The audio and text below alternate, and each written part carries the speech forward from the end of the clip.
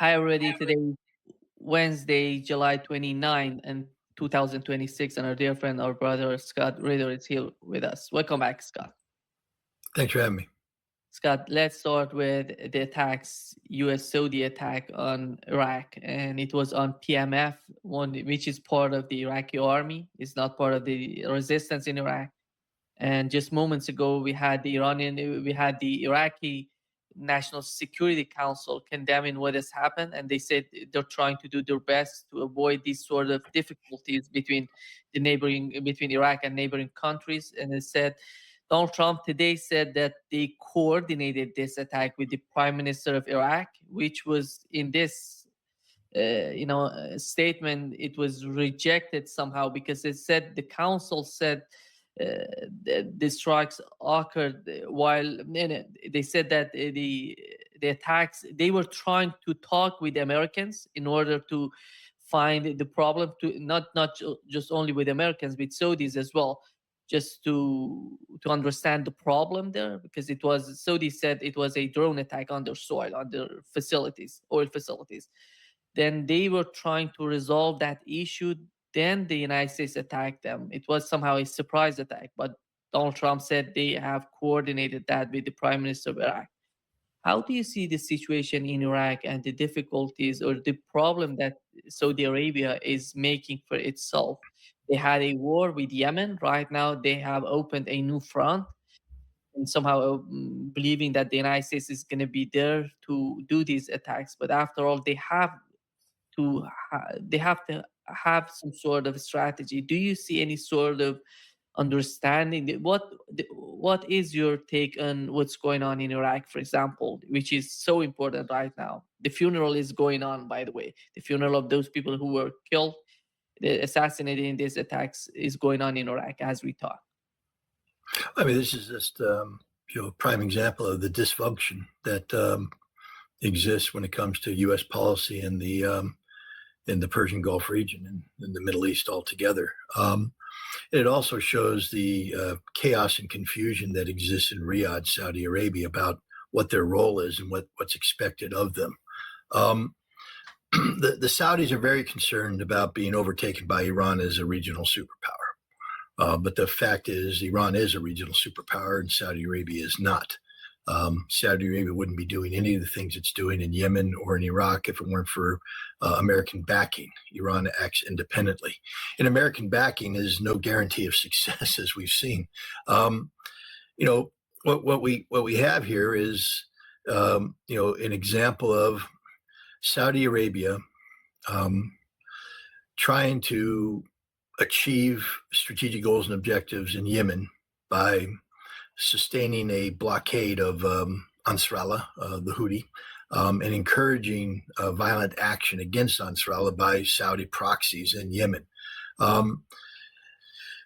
When people speak of the axis of resistance, they need to understand that it's real. It's not imaginary. It's not fictitious. That means that there are organizations and nations that have commonality of purpose when it comes to security.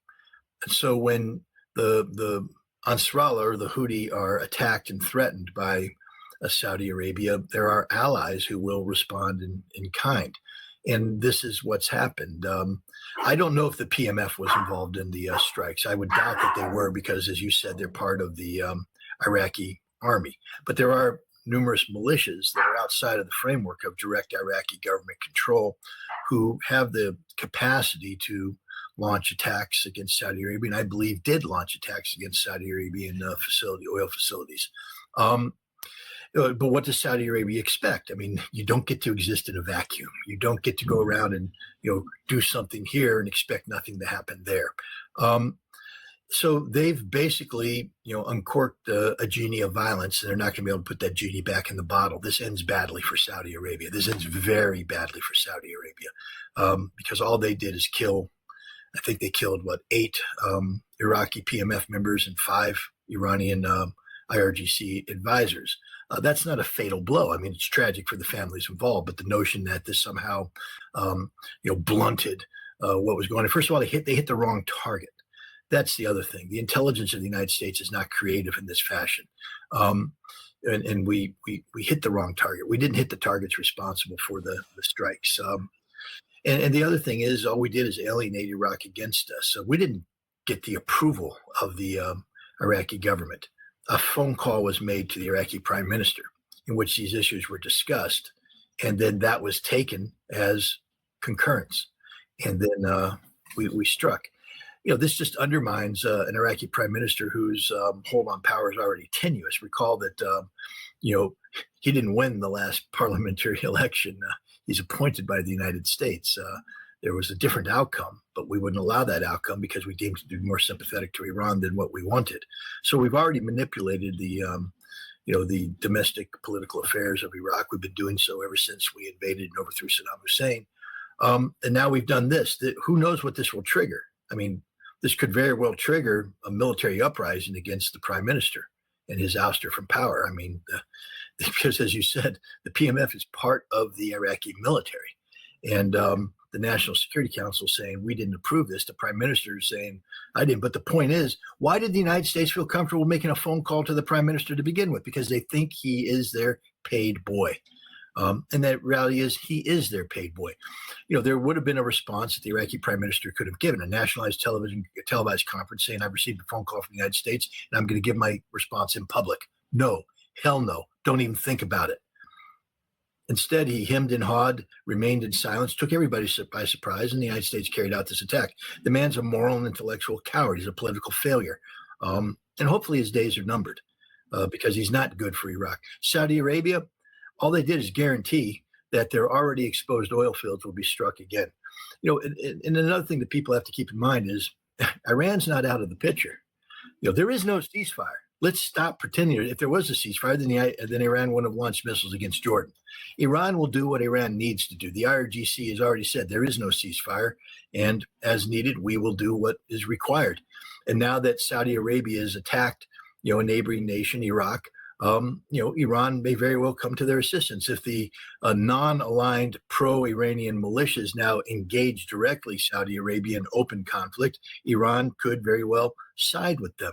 And then Saudi Arabia disappears as a modern nation state. The perfumed, fat, obese princes that currently occupy the senior positions of the Saudi leadership will, find themselves with no oil-based income, and maybe then the Bedouins will grow a pair of testicles and rise up and behead them, something. But the Saudi leadership is not good for Saudi Arabia. They care only about themselves. People need to delve into the lifestyle of these people. Go to Bahrain, for instance, and it's tough right now because it's getting shelled. But back before it was shelled, just take a look at what's happening in Bahrain. What was the nightlife like? Who's driving the nightlife? It's all the pious Saudis and their royalty running there. The royalty flies to London. Go on that airplane. Watch how when they cross the Saudi national boundaries, they strip out of their clothes, start dressing in the most wild Western clothes. They land in London, and the debauchery that takes place in London is beyond belief. What the men do there is recorded by British intelligence, and what the women do is recorded by British intelligence, and they're all co-opted, and they go back, and now they have files that they can never talk about because what they do is unspeakable. And they go back and they put their clothes on, they pretend they're pious. When you get off the causeway connecting Bahrain to Saudi Arabia, you'll see mosque after mosque after mosque after mosque. Why? Because the sinful Saudis, as they come through, believe that by building a mosque or funding a mosque, they've somehow absolved themselves of the sin until the next time they go to Bahrain. This is who is governing Saudi Arabia today. They only care about their narcissistic well-being. They don't care about the Saudi people. They don't care about the region. And their narcissism can only be funded by the continued production of oil. And so this is all about how they keep the oil flowing, and they've bought into the false premise that the United States is a guarantor of continued Saudi oil production capacity. It's not. I'm not here to encourage global economic catastrophe, but right now Saudi Arabia could be literally wiped from the planet.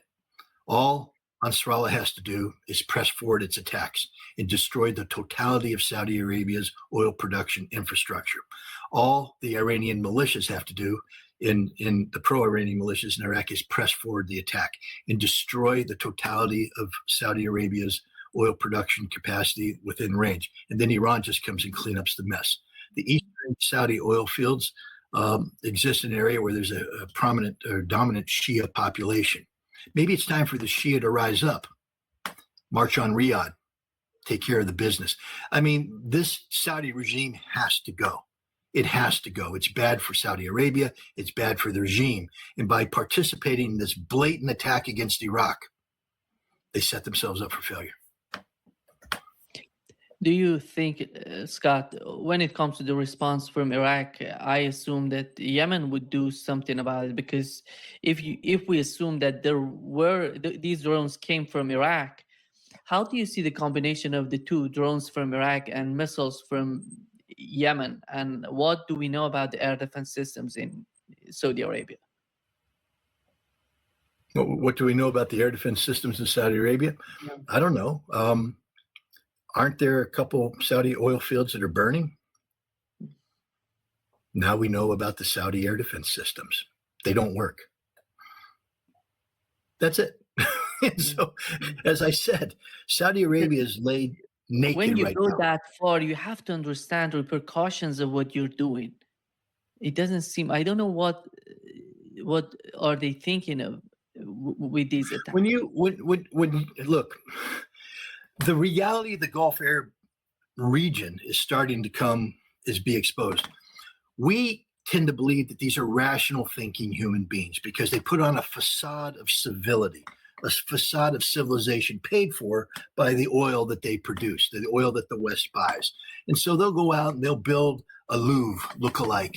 That happened in Abu Dhabi. Go to the Louvre. Don't have to go to Paris. Just come right here to Abu Dhabi, and you can have the same culture that you have in Paris. Go to Dubai, and you've got the great towers, and you got the party life, and you got all that. So it's just like the West. It's just like the West, except it's ruled by the most perverted, corrupted class of human beings in mankind. Gulf Arab princes. These aren't good people. These are simply people who are in the right place at the right time when the British Empire collapsed and Great Britain anointed them to be the neo-colonial masters of the Gulf responsive to England. I was in Abu Dhabi. I met the British advisor of the Crown Prince, and he is an MI6 operative. I just gave away one of the best secrets everybody knows about. Next to every Saudi prince, next to every Gulf Arab prince, next to every sheikh is a CIA or MI6 controller that controls everything they do and monitors everything they do. I was trying to have a conversation with him about Iran's nuclear program and how at that time Abu Dhabi was talking about a peaceful nuclear program. And I had an idea about how maybe they could do a uranium enrichment consortium to absorb the Iranian enrichment with Abu Dhabi and therefore legitimize enrichment, control enrichment. We wouldn't have the problem we have today. And he was interested until the British MI6 operative interceded. And so that's a conversation we're not having right now. It's not a sovereign state, is it? This is the reality. You're expecting rational behavior from Saudi Arabia. There is no rational behavior from Saudi Arabia. It is a corrupt regime. Everything about it is corrupt from the top to the bottom because there's just so much money pouring in there. And so they disguise their ineptitude. They disguise their corruption. They disguise their depravity by wrapping themselves in comfort, by wrapping themselves in riches. But once you peer through that, you lift it up and you look into it, it is ugly. It is grotesque. And what you're seeing right now is the foreign policy manifestation of this ugliness and grotesqueness. They don't know what they're doing. They are panicked right now, in an absolute state of panic. And in their panic, they're turning to the United States for their salvation. And that's going to be one of the fatal mistakes of the Saudi monarchy. Yeah. You've mentioned the Iranian attack on Jordan last night, and at the same time, they were attacking some targets in Iraqi Kurdistan as well. And what do we know? This is the first time Iran is attacking Jordan without being attacked.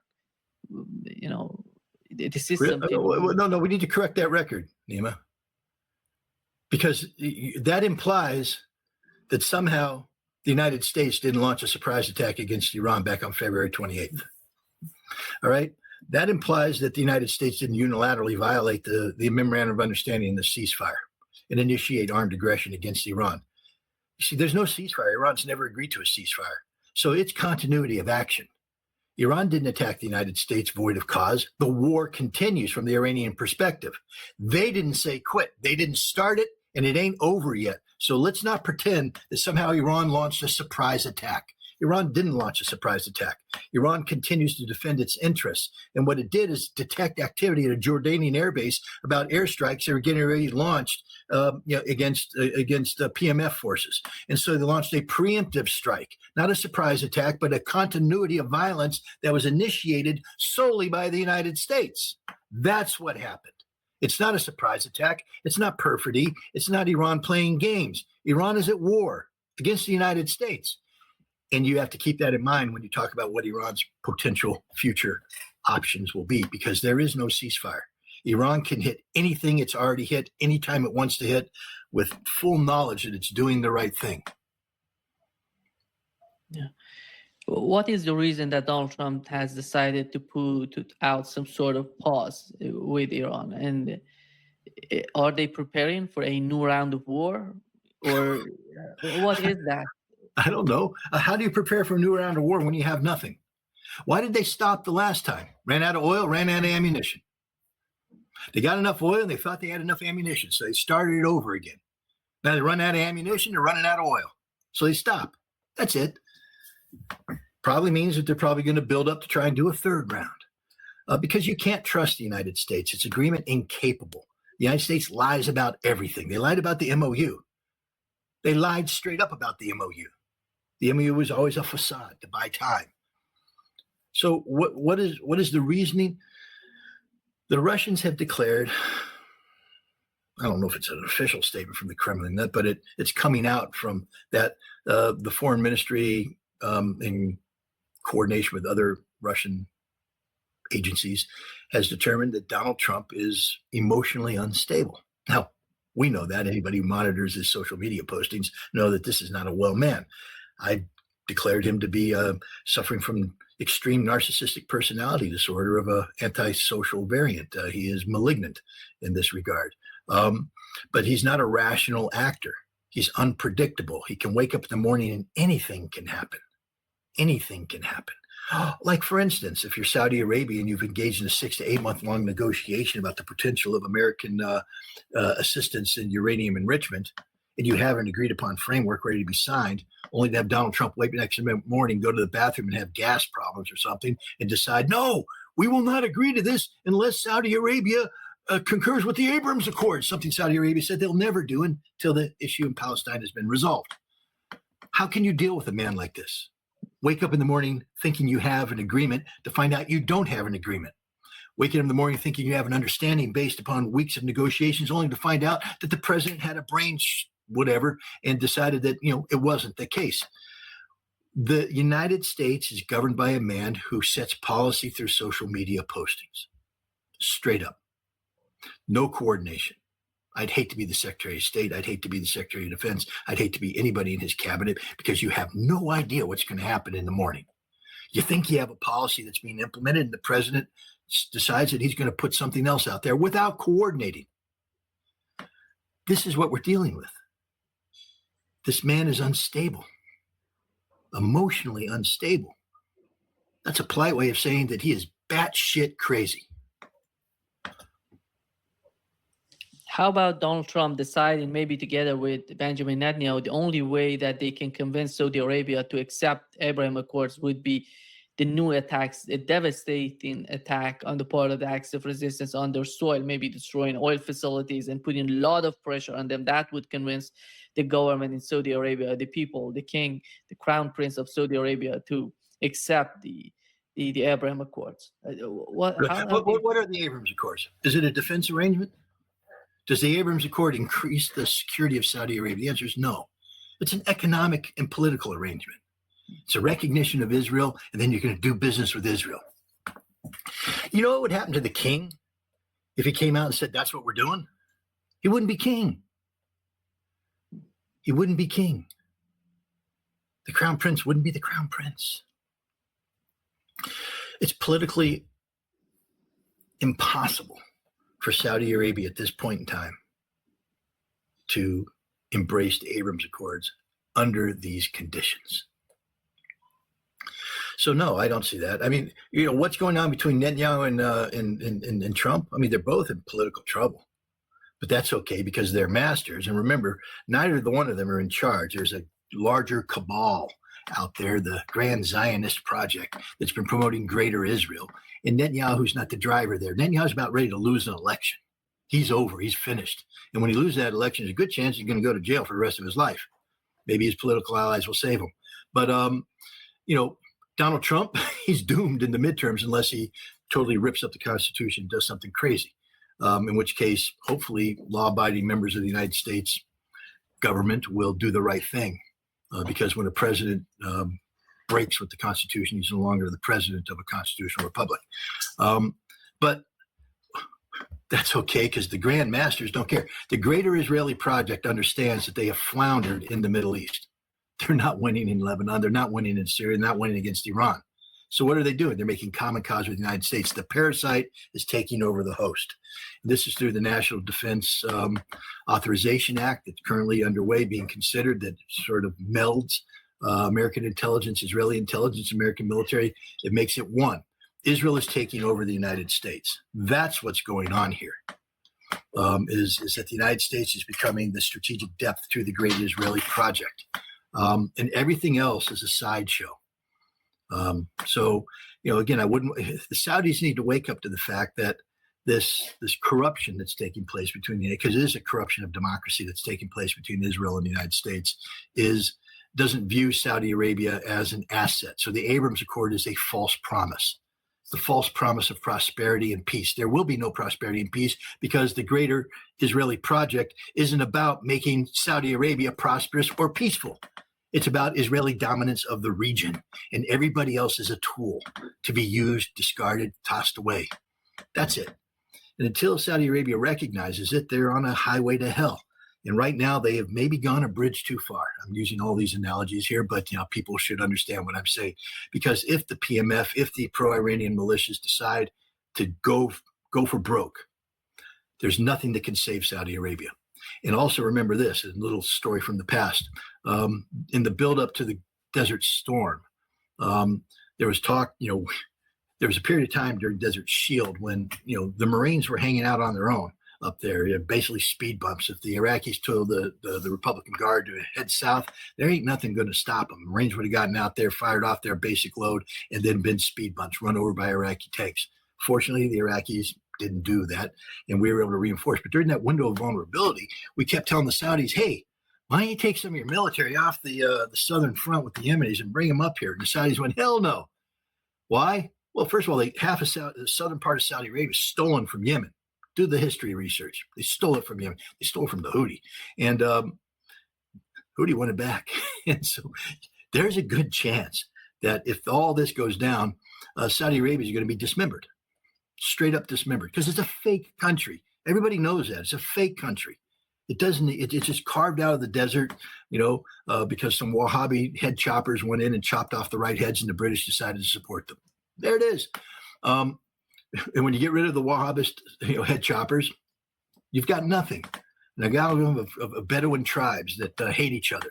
And it will break up. The Yemen will take its part. Who knows what Iraq will do? Who knows what, Jordan's a fake country, so it doesn't matter. But the point is, that whole region is fake. That whole region was created when specific leaders subordinated themselves to the political will of their British and American masters. And now that their British and American masters are floundering and a new master has arisen, not a master, but a new dominant power, Iran, they don't know what to do. They're in an absolute state of panic.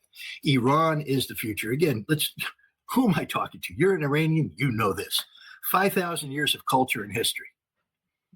And if these Bedouin head choppers that currently populate the leadership positions in Riyadh think that they are the equivalent of that, they have another thing coming. And so Iran is the power. Iran is the future. And, these Gulf Arab states, I think, understand that what that means for them, because they're not long for this world if they continue to side with the United States against Iran. Scott, looking at the war in the West Asia, before this war started, there was no issue with the Strait of Hormuz. Right now, Iran is not backing down. It's controlling the Strait of Hormuz. The whole war, the conflict is on the Strait of Hormuz right now as we talk. Yemen is coming in. They're talking about Reuters report that Yemen wants a new mechanism with the bubble mandate. They want a toll system in the bubble mandate. That's going to be the new policy. You see how the war is changing itself, reshaping itself in the West Asia. It's complicating. It's not about Iranian nuclear program anymore. Just nobody's talking about Iranian nuclear program. That's amazing what's going on. And it's all about the Strait of Hormuz right now, bubble mandate, and the pressure they're putting on Saudi Arabia, which is so important for the oil market, as we know. The other point is, how is the United States prepared to bring everything into West Asia? Because that is what's going on right now. If they want to focus on the West Asia, they have to bring everything in just to fight all these little wars, big wars. And how is that going to help the United States? You see, bring everything in. I mean, that's like me going to Las Vegas and saying, watch out, I'm going to bring everything in on this table. I'm going to bring it all in on this next bet. Then I reach in my wallet and pull out $3 because that's all I got.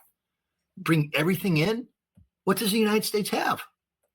You know, there was a time when we could deploy 700,000 troops at a snap of a finger. We did that, Operation Desert Storm. There's another time when we could deploy 200,000 troops at a snap of the finger. We did that, Operation Iraqi Freedom. Actually, it was Iraqi Liberation, but then we realized that spelled oil and nobody wanted to go to war for oil, so we changed it to freedom. Today, nothing. This isn't Bewitched. You know, you don't get to rub your nose and magically forces appear. The reason why we could deploy 700,000 troops in 1990, 1991 is that we had spent the last 2 decades preparing for a major war in Europe, where through Reforge, or Return of Forces to Germany, we were ready to deploy 300,000 troops within 10 days. So we had troops on standby, trained, equipped, ready. We also had a large standing army, 250,000 in Germany with the equipment ready to go to war. So when the time came to divert them, we were able to pull forces out of Germany that were combat ready. We had the lift capacity to do so, and we brought them in, and then we could bring in other forces, marry them up with equipment, because we paid the money and we trained to do this. We were prepared to do this. By 2003, we didn't have that capacity anymore. We had a more limited, reduced capacity, but we're still able to generate 200,000 troops through reduced lift capacity. We're still operating in a benign environment. We landed in a Kuwait port where there's no enemy forces attacking us. We built up forces with no enemy capability to oppose us, landing on airfields without any intervention. Now we have zero capacity to deploy. It takes 5 months for a U.S. Army Heavy Brigade in Fort Carson, Colorado, to prepare for a peacetime deployment to Poland. 5 months to get their act together, to go through the training, to do the manpower things, to get people in, because it's a peacetime military. People are pregnant, people are on leave, people are in school. Your units are reduced down. You got to build them back up. You got to get them trained. You got to go to a national training center, because we don't have units that are permanently combat ready anymore. We don't. In order to get them ready, we have to send them to the NTC, National Training Center, and beef them up. And then we take them out and we deploy them to Poland for their little 6 or 9 month rotation. 5 months to do that. And that's just one brigade. Imagine if we were trying to send, I don't know, what did the Pentagon tell Trump it would take back in 2020 when they shot down the drone, and Trump said he's going to bomb Iran, and then the Pentagon said don't do it because we have to take the Strait of Hormuz, and it's going to take us about 800,000 to 1.2 million men to do that.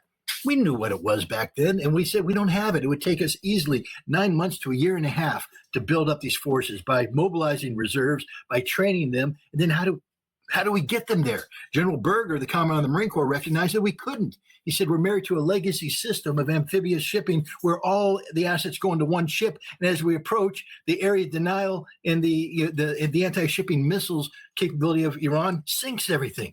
There's a reason why our aircraft carriers are operating far away from Iranian shores, because if we get close, we get overwhelmed. And you try and bring in amphibious shipping to Chabahar to offload and project power inland to seize the Strait of Hormuz, which was the 1985 war plan that I was involved in, and it hasn't changed.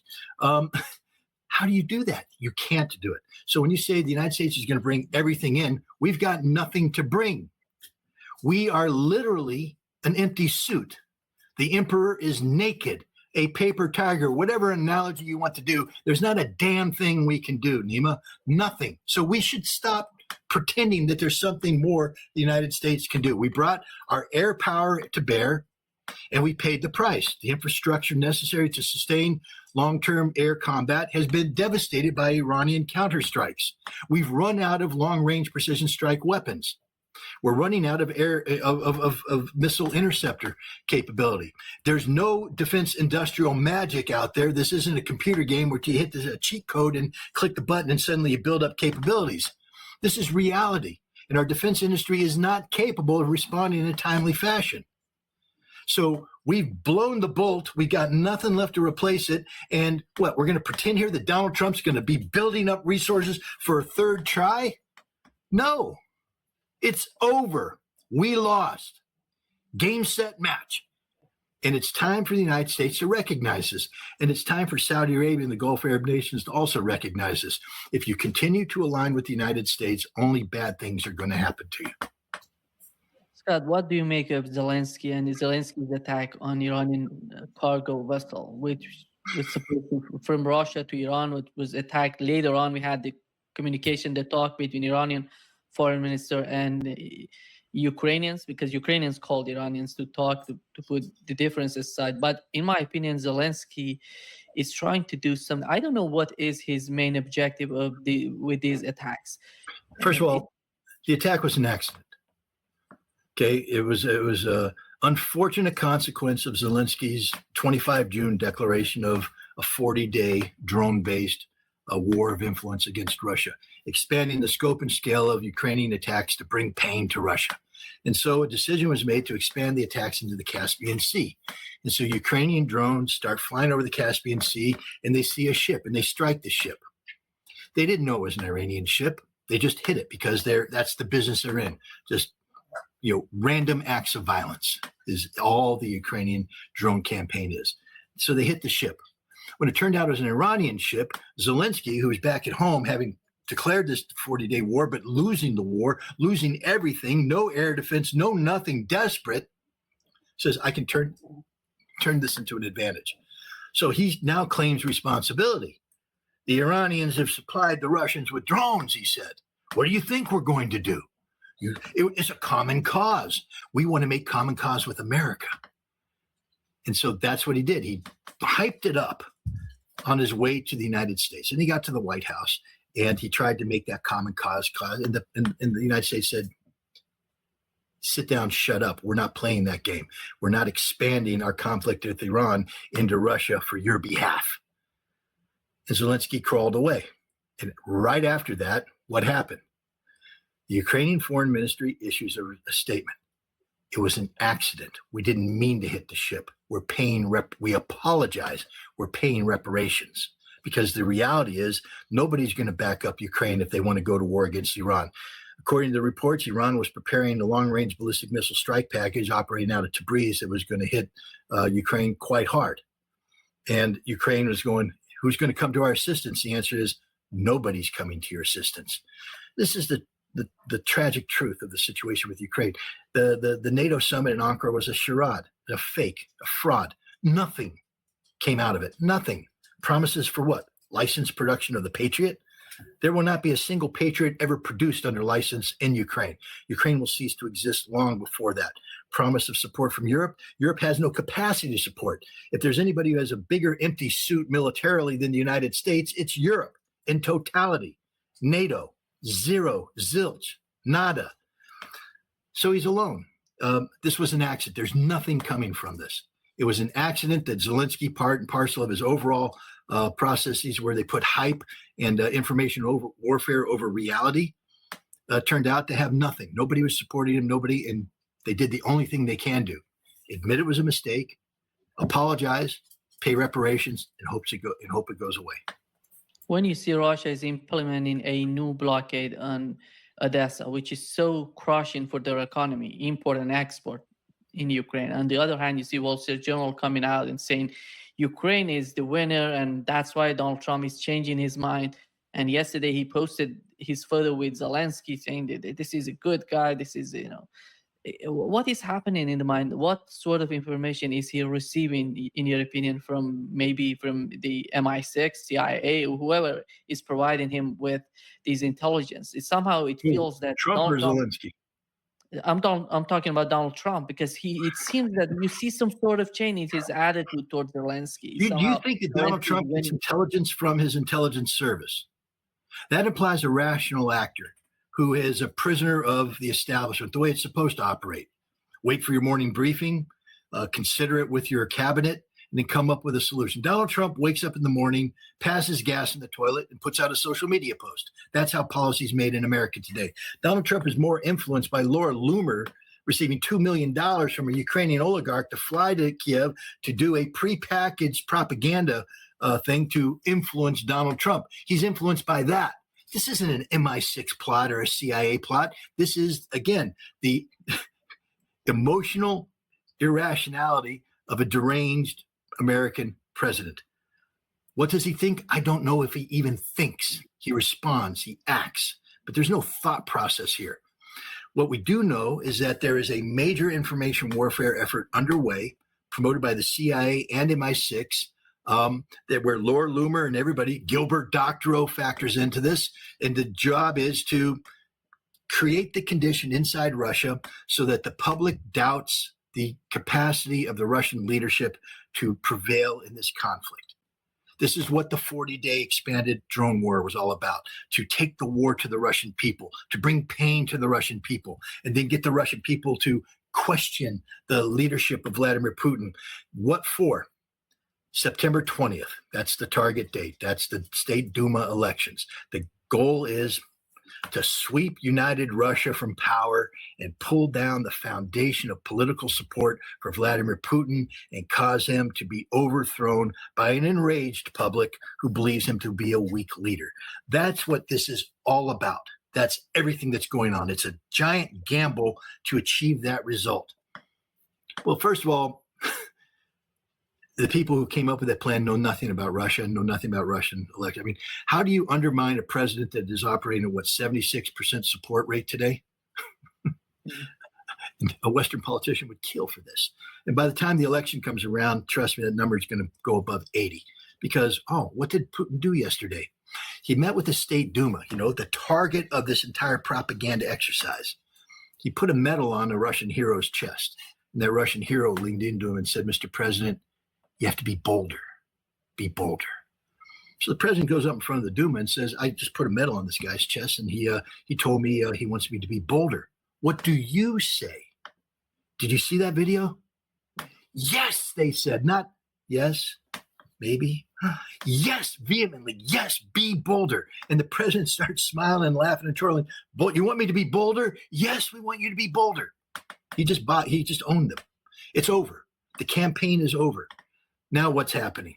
You talked about the closure of the Black Sea. You know how stupid Zelensky and his Western supporters are? See, Russia is a nation that believes in the rule of law. I know people are out there saying they don't, but they do. And you know they do. I know they do. One of the things Russia had agreed to was keeping a corridor open, a Black Sea corridor, so shipping could come out of Odessa and other Black Sea ports with grain, and that could come down through the Bosphorus and get to market. And Russia honored this commitment, regardless of all the things that Ukraine did to provoke Russia. Ukraine attacking Novosibirsk and attacking Russian shipping, claiming they own the Black Sea. They've driven Russia from the Black Sea, they said. Now they've gone a bridge. They started attacking the Sea of Azov, and then they started attacking Wildberry, online retailing warehouses. So Russia shut down the Black Sea. Who owns the Black Sea today? Russia. Only Russia. Ukraine will never again gain access to the Black Sea. It's been denied to them forever.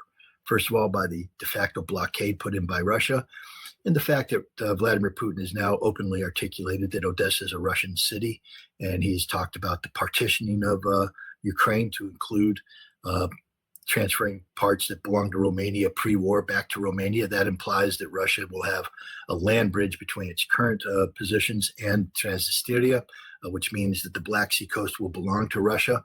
This is the future of Ukraine, and it's going to happen because Ukraine is being collapsed from within.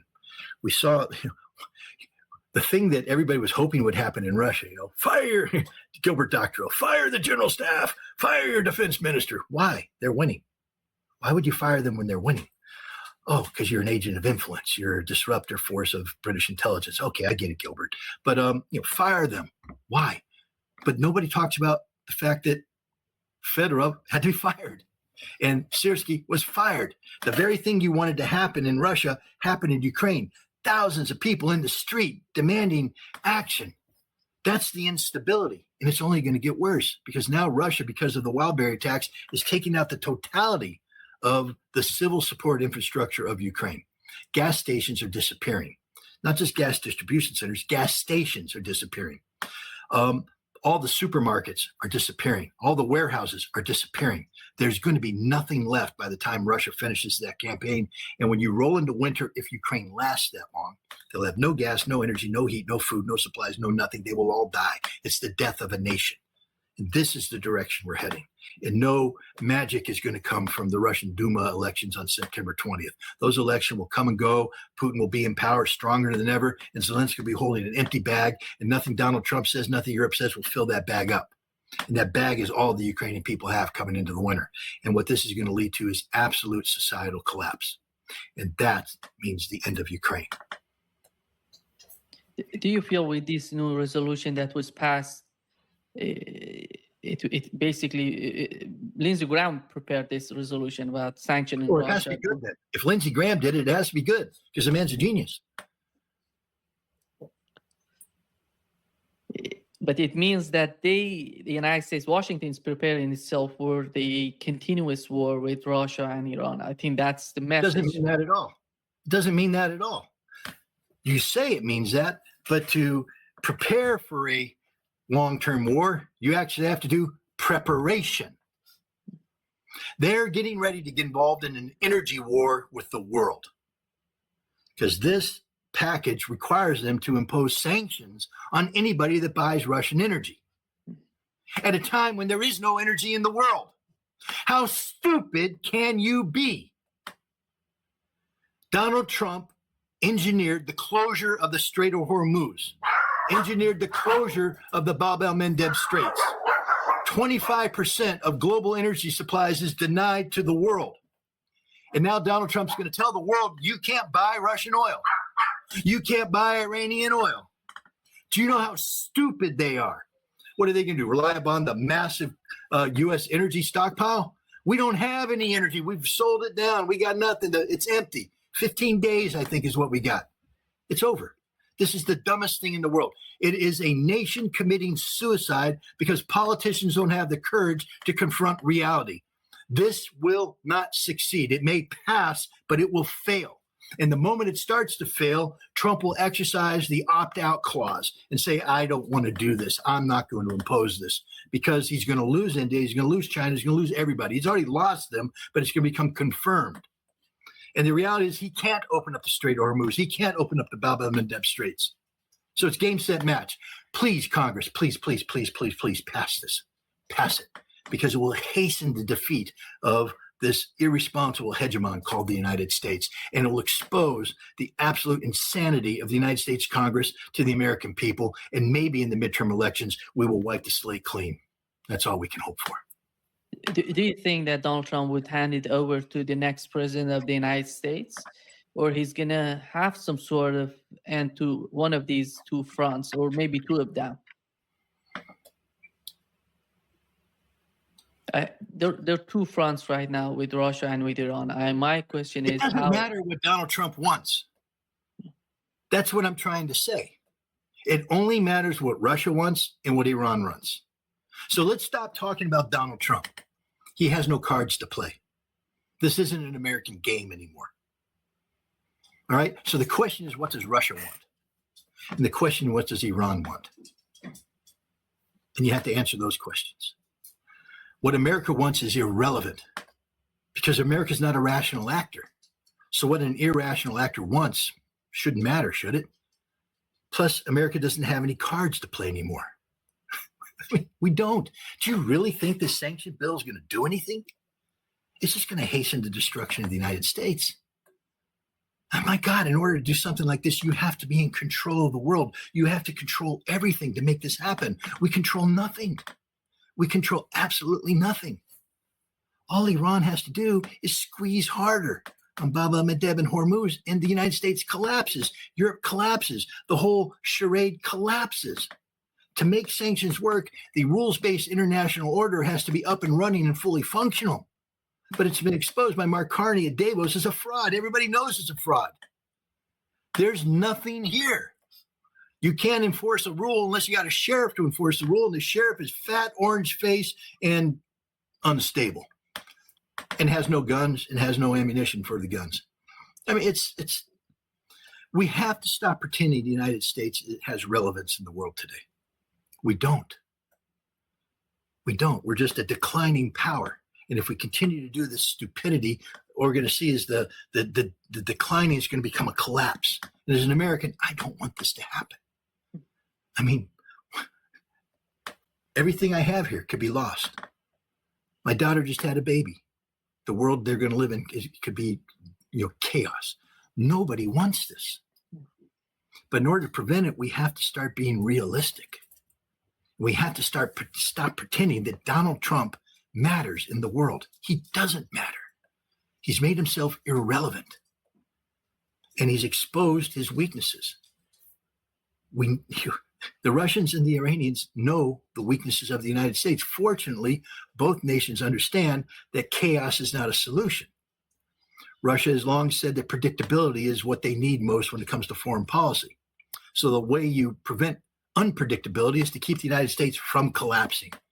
So you may see Russia managing problems to keep America from collapsing. You may see Iran doing things to keep America from collapsing, but none of them are going to do things to make America ascendant again.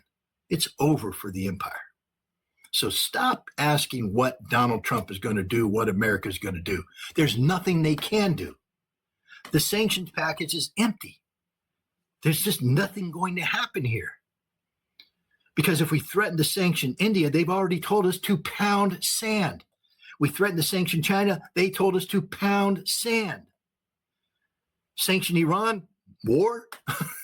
Sanction Russia, what? None of it matters.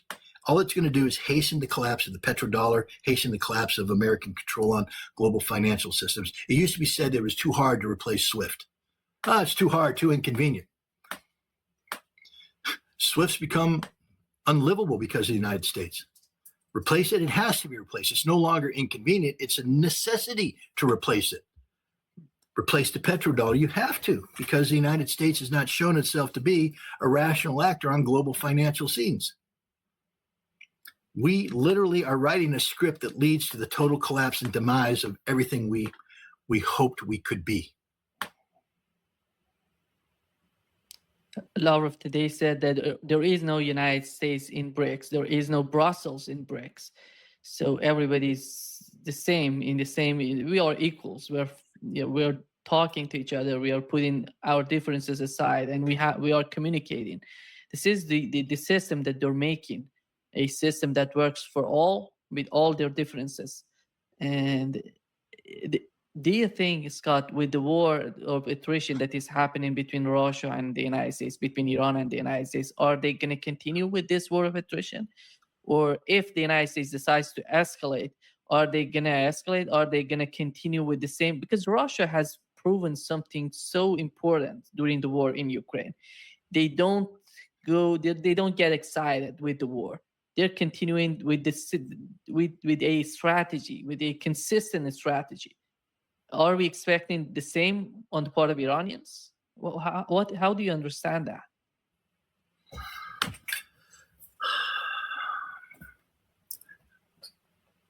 Well, I mean, both Russia and Iran are rational actors, but they both need to achieve outcomes that are best for their respective nations. Russia has defined the ideal outcome in terms of solving the root causes of the conflict in Ukraine. That's the goals, that's the objective. Russia has not expanded this into, while the United States and NATO are down, we're going to resolve Baltic security, we're going to resolve Arctic security, we're going to deal with NATO, we're going to deal with the United States. No, they say that comes later, but first we have to solve the Ukrainian problem. We have to get rid of this Ukrainian cancer. And so that sort of limits what Russia at this point in time is willing to do. That's why Russia is not seeking to expand the conflict into Europe, even though they have every justification to do so. Iran, on the other hand, they recognize, I mean, again, it's similar. They want to address the root cause of the problem, but the root cause is the United States. They need the United States out of the Middle East. And so the RIGC has said as much. And so I don't see Iran seeking to limit this conflict. I see Iran seeking to exploit all of the advantages it currently possesses to drive America out of the Middle East. And this is a sad state of affairs because that means that we will be defeated. And remember, war is an extension of politics by other means, and politics is designed by economic realities. So this becomes an economic war. And so I believe that Iran will not only continue to fire missiles when it needs to, but it will continue to squeeze hard in the Strait of Hormuz and Bab el-Mandeb, because there's only a finite amount of pain the United States can take before it's compelled to either totally fail or make the changes necessary to make the pain end. Thomas Schelling wrote game theory back in the 1960s. He talked about the power to project pain. Iran almost exclusively possesses that power today when it comes to the Middle East, and that brings about not just deterrence value, but it also brings about the ability to shape events in your favor, because they can bring the pain and other sides can't match the pain, and so there's an imbalance of pain making, and the game is going to be won by Iran. It's going to be a different game than the one Russia's played. Russia's game is actually inherently containable, but because the United States has made this an existential issue for Iran, Iran will have a different outcomes, and the outcome is the United States must be evicted meaningfully from the Middle East. There can be no more American military power hovering off the shores of Iran. There can be no more Gulf Arab states serving as a forward base for American military power projection into Iran. The United States must be totally removed from the Middle East region. The Gulf Arab states must be totally compliant to the needs, wants, and desires of Iran. Fortunately for them, what Iran wants is peace and prosperity. They just want the area to be safe. They want to be able to sell their oil. They want to be able to market their goods. They want to be able to live in peace. That can never happen if the United States is in the Middle East. Yeah. Thank you so much, Scott, for being with us today. Great pleasure, as always. Thanks for having me.